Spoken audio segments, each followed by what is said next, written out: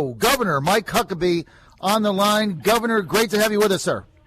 Hey, thank you, John. It is a real honor to be on the show. Delighted. Well, thank you, sir. Thank you so much. Hey, I'm with a friend of yours, Barry Moore, who's the general manager here at Haley Buick GMC in Richmond, and he was so excited that you were coming on. He's got something to say. Go ahead, Barry. Governor, I'm the one that met you in the elevator at the Omni Hotel last year, and I want to tell America that in 1996, 1997, my mother was down in Arkansas from New Jersey being treated for multiple myeloma. My father came over to visit the governor of Arkansas because you were on the Imus show, and he loved you. She loved you. They're great Christians at the time, and my dad came and met you. He couldn't write you a check for $100.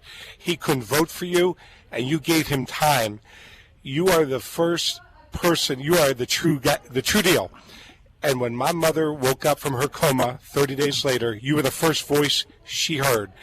You prayed with her on the phone. You talked to my father. And when my mother passed away, you sent me a letter and my brother with condolences and sympathy. When my father died, he had dementia in 2011, 2012. He kept saying, we need Mike Huckabee as president, not this guy, Barack Obama. And it was funny seeing him that he, in his mindset, he understood America and how great a guy you are and a leader you are, and God's working with you. So here I am, fast forward. I'm sitting with John Fredericks, and he says Mike Huckabee's calling in. And I will tell everybody, in 2007, I called J.C. Watts down in my office in Richmond, and I said, you know what? You should be the vice president and Mike Huckabee the president, and we can beat this guy, Barack Obama and Hillary Clinton. And unfortunately, he didn't do that. But anyway, I love you, and thanks for calling. Oh, Barry, what a very nice thing to say. And I remember talking with you and chatting with you in the Omni, and I also remember the kind things you said, and I truly appreciate it. It was an honor to be able to visit with your folks. And, so many people came to our state for treatment of multiple myeloma. We had one of the most outstanding treatment centers in the world, and people literally did come from all over the world to have that treatment. And I had the opportunity to meet many terrific folks who were going through a terrible time in their lives, and we always felt that offering some hospitality and a little touch of home and kindness was a small thing to do for a family going through such a difficult moment.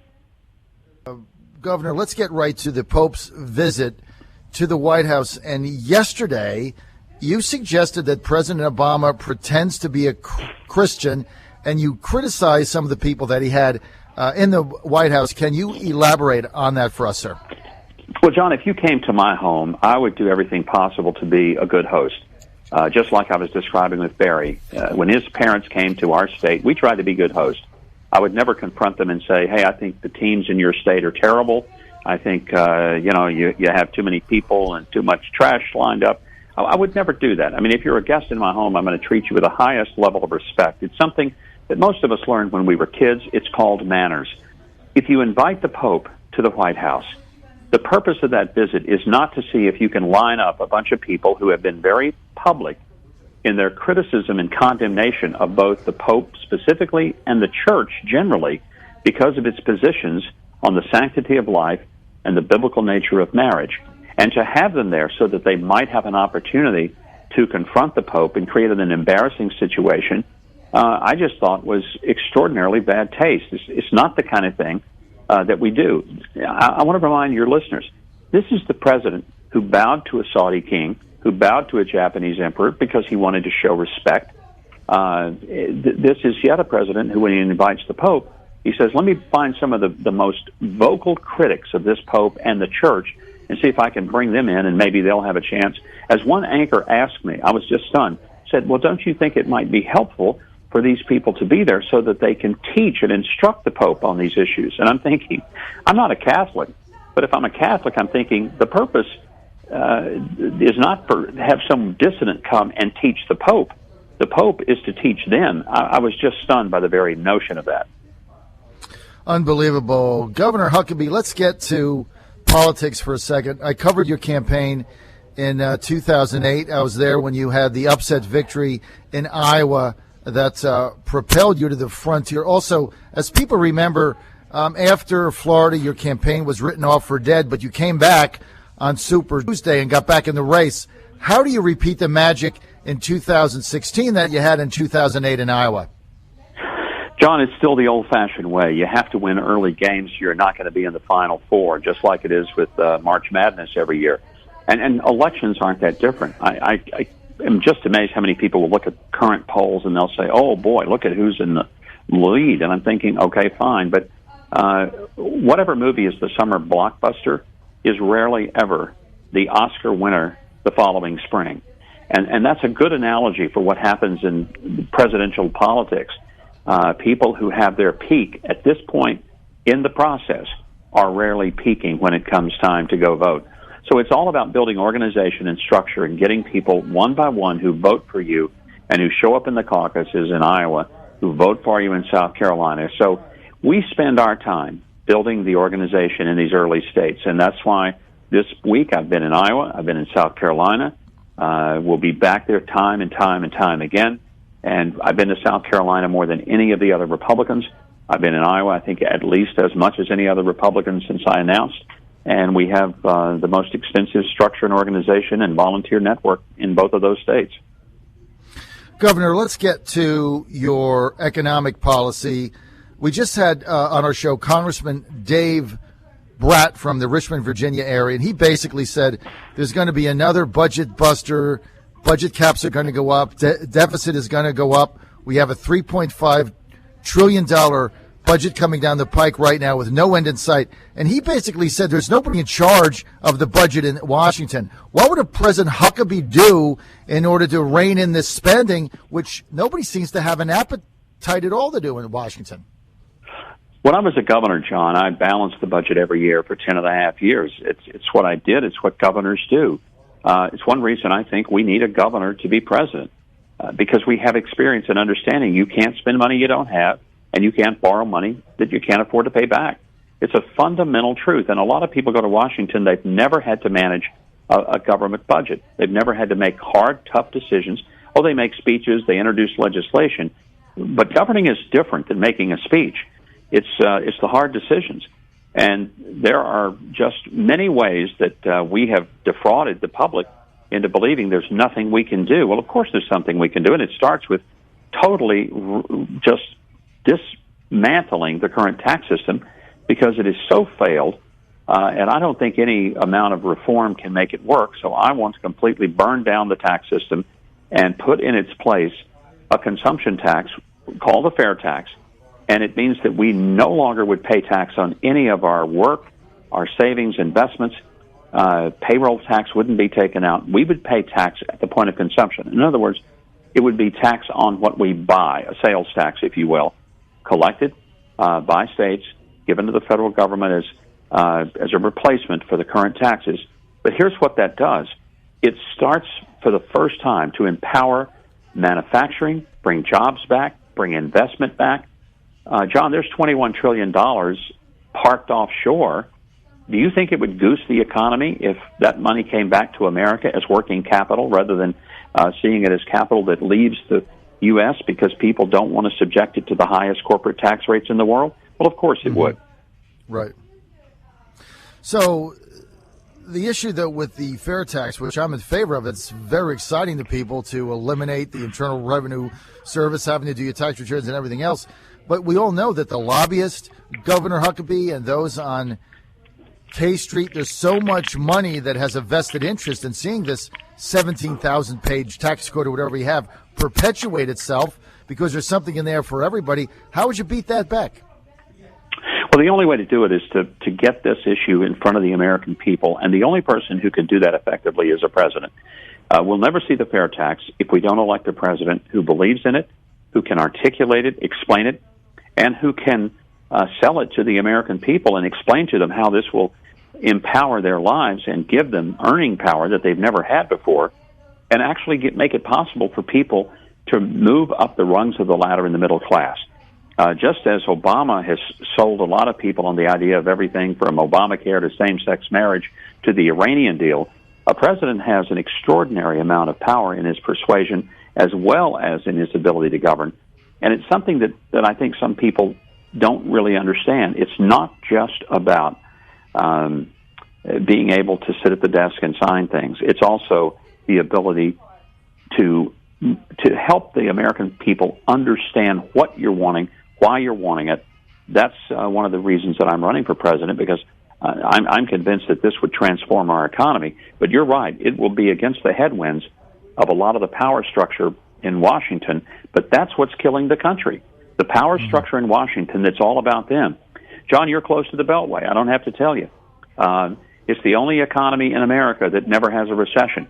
The 6 of the 10 richest counties in the United States surround Washington, D.C. That ought to be a wake-up call to America, that they have insulated themselves against the economic realities that the rest of the country has to face. Well, no doubt, Governor Huckabee, and even you look at right now, there's another battle going on over the budget, and neither leadership team is calling for reductions. We're going to have another increase in the cap, another increase in the deficit, another increase in the debt, and nobody's saying anything about it. What would President Huckabee do to rein in this spending? Just give us a little sense of what it would look like. John, I think it's important that we finally say, look, we're not going to raise the debt cap unless we have some spending cuts. There's got to be some level of responsibility, and we don't have any right now.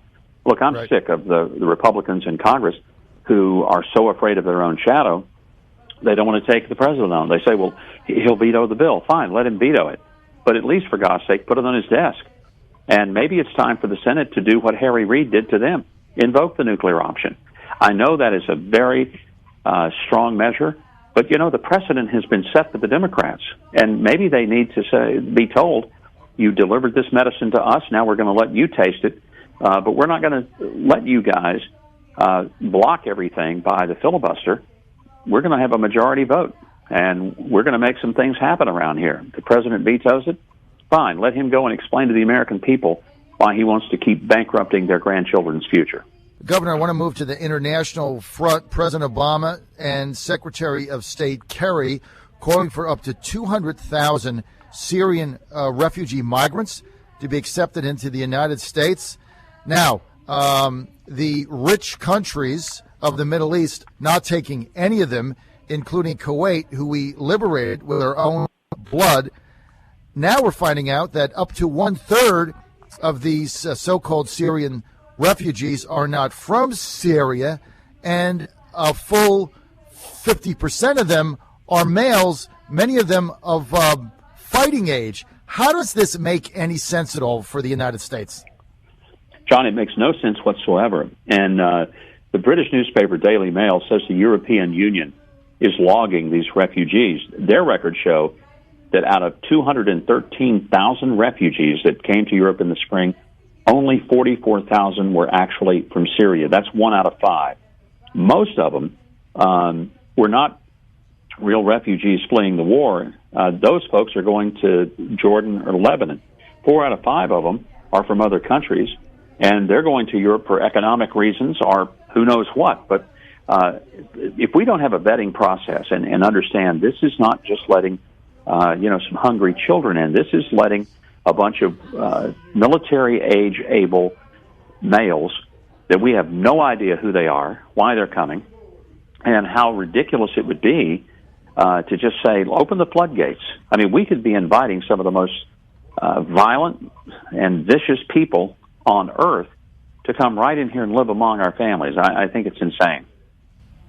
How many of these so-called Syrian refugee migrants would a President Huckabee allow into the United States, sir? Well, I'm not sure that the best thing for them is to bring them to the U.S.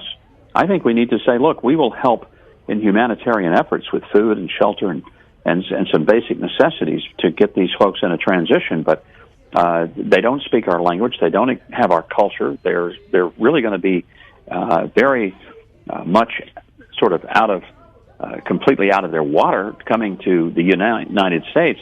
Let's ask the Saudi Arabians to take them. I mean, they have not offered to take one refugee. And I think it's high time. They've gotten filthy rich off of us, selling us oil all these years.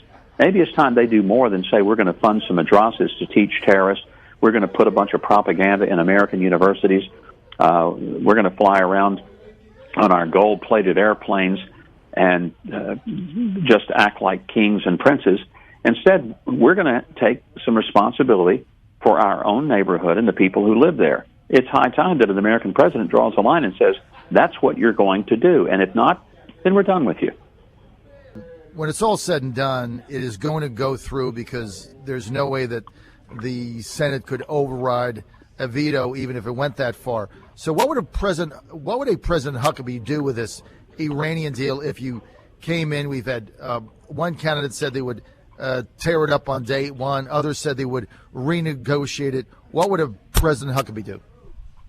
Well, we would dismiss it. I mean, there's no reason to hold it. The tragedy is that Senate Republicans, including some of, I guess all of the senators running for president, all voted to make it easier for the president to get the deal because they took it from a treaty to an executive order, which means that the burden is on the legislator to stop it rather than on the president to pass it. That was crazy. I still don't understand why they did that.